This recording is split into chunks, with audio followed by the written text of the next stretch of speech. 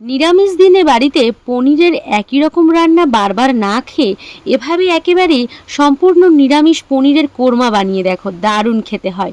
পনিরগুলোকে ছোট ছোট কিউব করে কেটে কড়াইতে হালকা লবণ দিয়ে পনিরগুলোকে ভেজে রেখে দেব। অন্যদিকে মশলার জন্য একটা বাটিতে নেব গরম মশলা, জিরে গুঁড়ো, ধনে গুঁড়ো, হলুদ গুঁড়ো, লবণ আর সামান্য জল দিয়ে গুলিয়ে নেব। হ্যাঁ, একটু লঙ্কার গুঁড়োও দেব। ভিজিয়ে রাখা কাজু বাদাম, পোস্ত আর কাঁচা লঙ্কা বেটে সেই তেলের মধ্যে মশলা দিয়ে হালকা নাড়িয়ে আদা কুচি দিয়ে কিছুক্ষণ কষানোর পর তেল ছেড়ে দিয়ে জিরে গুঁড়ো, ধনে গুঁড়ো দিয়ে সামান্য জল দিয়ে মাখা মাখা হয়ে এলে নামিয়ে আলাদা করে রেখে দেব। কড়াই পরিষ্কার করে তাতে সামান্য তেল আর গুলিয়ে রাখা মশলা দিয়ে হালকা ফুটিয়ে কষিয়ে রাখা মশলা দিয়ে নাড়াচাড়া করে পনিরগুলো দিয়ে দেব।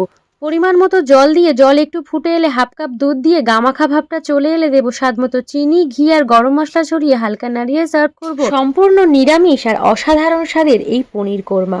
ভাত, রুটি যা কিছুর সাথেই ট্রাই করতে পারো, দারুণ লাগবে।